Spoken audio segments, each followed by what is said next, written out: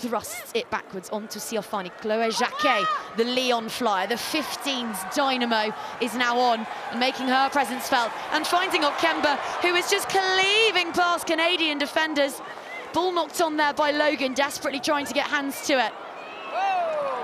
Wondered if we might come back for that knock-on, but no, it's hoovered up, and Kira Wardley is eyeing up her 5th score of the weekend, which she will have, and Canada are right back in it. Remember how good you are, Jack Hanratty said to them during the break. Well, they've just given all of us a little bit of a reminder there of what they can do. You can just see there the French player desperately trying to keep that ball back in. Chloé Jacquet plays the quick one. Too quick for the rest of the team, though. Well capitalised by Canada. That's what they needed. That could be the catalyst for the comeback. Well, the Live Apps fan club in the stand roar their approval. Conversion won't go. And you wonder, based on the evidence of the last semi-final we just saw, just how important that might be. At this level, Philippa, kicks are massive. Yeah, they certainly are, especially when you've got two teams like this, and you know it's going to be tight. You want to try and get those kicks. In front of the kick out, 23 red. You also want to nail your restarts as well. Scrum court. Well, Jack Hanratty has stood hands on hips before us, just watching on, implacable. 11. That cheap 11. gifting of possession back to Les Bleus. 12th loop. 12th loop. And 9. 9.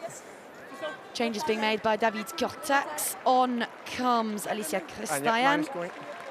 And also all of the experience of Montserrat Amadi, who was so impressive in Singapore upon her return to the French setup. 2 more step, please. 2 more step. Crouch. Dead in the centre of this pristine Spanish pitch. Set.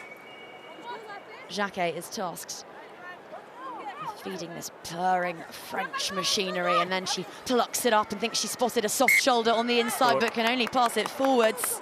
Come right. That had a feeling of forcing it to me. There wasn't really anything on there. Chloé Jacquet just desperate to try and break that line. All right, let's set up, please. Let's go. Here we go, little scoot. She could see there Olivia Apps had turned her shoulders. She tried to back herself to expose something, didn't come off. Fine. It's not with the intensity of the first semi-final. Still finely poised as Apps just beckons, marshalling the bodies in motion around her. It's a fine carry from Wardley.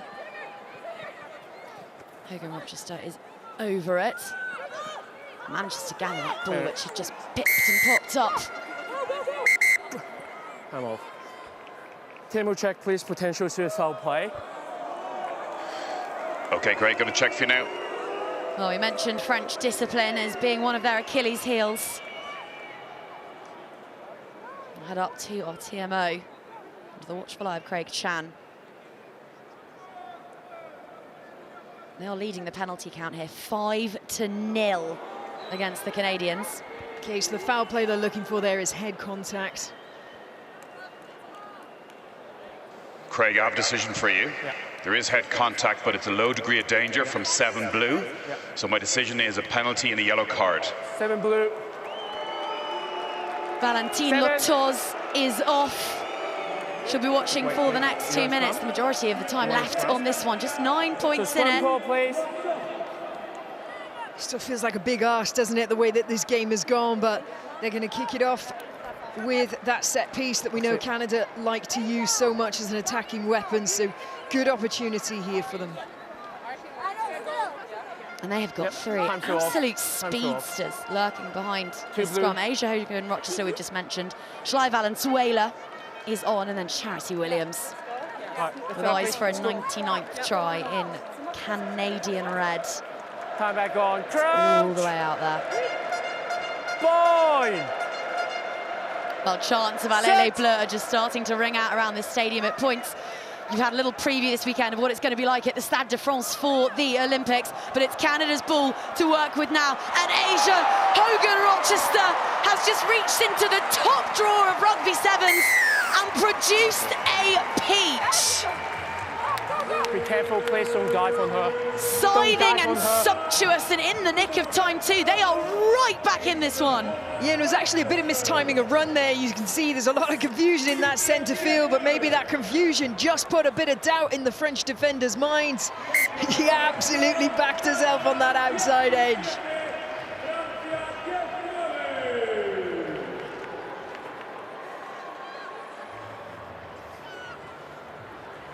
Well, the kick dissects the uprights perfectly. So 2 points left in this one. 1 minute left on the sin bin for Valentine Lotoz and Hogan Rochester.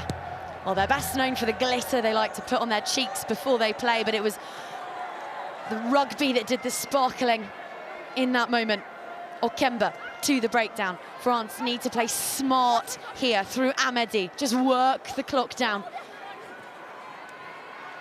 Keep things safe whilst the yellow card is going on, but clearly not on the same hymn sheet as those of us up in commentary, because that was desperate play from Okemba, finding Jacquet in the midfield. Amedi down the short side onto one of their strike weapons. Those 2 tries against Ireland, one of them with one boot on, gets the offload away. It is wild play from France, clearly not phased at all by having 6 on the field. Knock on, Blue. Knock it on. Lotoz is about to return to the field of play, but with 2 points in it, they have just handed the ball back to Canada. Knock on first. Yep, Sydney coming back, camp up. Here we go, let's have a look. All right, let's go. Oh, such a good run, wasn't it? There, just, she got caught in 2 minds trying to go for that offload, realised it wasn't on, tried to regather it as she hit the deck, but unfortunately knocked it on. Surely the best side, France, to have never won a tournament on the World Series. Olympic silver in their back pocket, a World Cup bronze, but still not thriving when it comes to getting through the business end of these competitions. It's Canada now hunting for history. A try would more than do it now.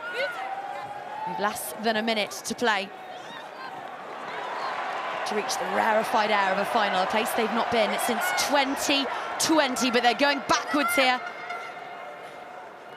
They've made absolutely no ground off that scrum, but Hogan Rochester is full of running today, or at least she was, until Lou Noel Riviere picked her up and just thumped her down. That's their 7th penalty in this one. All right, what are we doing? What are we doing? Scrum? Scrum court.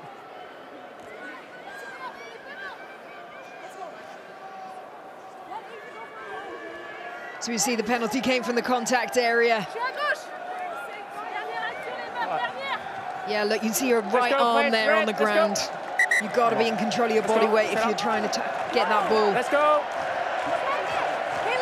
1 second left on the clock. This will be the final throw of the dice. And it's Canada sticking it all on reds. Apps with the feed. Hogan Rochester waiting behind the set piece. They've got Valenzuela and Williams in the backfield. A shot at history. It's a tricky bouncing ball for Valenzuela. France blocking to the breakdown. The pass doesn't stick. Got to be gathered by Williams. Furious grappling from Dupuis up against Williams. They're on their own try line, Canada. So there's to play with. But French blows raining down. 8 penalties and counting. Williams, ball in 2 hands. Out it comes. Here now is Madison Grant Apps in supporting. France told to get their hands off it. Up to the 22 now, Canada. They've been playing deep in their own half. Got to keep this safe, got to preserve this possession. There's space on the wing. There's so much space on the wing. Lou Noel Riviere finds herself in no man's land as the backdoor offload finds Corrigan. Clear out is almighty. This now, Valenzuela onto Williams. And France cannot stay legal in this semi-final. That's so frustrating because that was an awesome hit from Chloe Jacquet. Killed the ball, killed the play.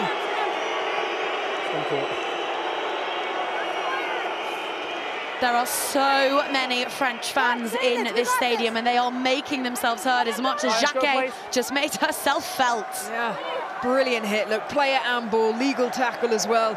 Comes from an offside position. But Canada, I mean, they fumbled the ball so many times earlier. If it wasn't for the French discipline, I think France would have turned that ball over. They really had Canada on the ropes. But as it is, Canada once again, good attacking opportunity. Set! Two coaches watching on. The spot in the final in Madrid on the line. Liv Apps not done making history just yet. Thrusting the ball backwards, praying it stays with the team in red. Blue jerseys all over it. French hands digging for it. Hogan Rochester sends it wide. This now is Grant. Well met, double tackles, coming in from the French, extricates herself, and it takes Okemba to haul her down deep into added time. Okemba with the smothering grapple, but still the ball stays with Canada. This is long, shredding, leg-draining stuff. Williams, who's played every minute of this one. Now Grant. Bermudez. 3 Canadian options to her right. This is exhausting stuff. And Les Bleus prevail. They look as shocked as anyone, but France are finalists in Madrid. They break Canadian hearts, history-making Canadian hearts, and they will vie for gold for the first time since Vancouver in tonight's grand final. Australia awaits. And these women in blue will be besides themselves to take on these Titans. They made life awfully hard for themselves, but such is their talent and their sheer willpower that with a rip of a ball and a collapse onto Spanish grass, they find themselves finalists once more.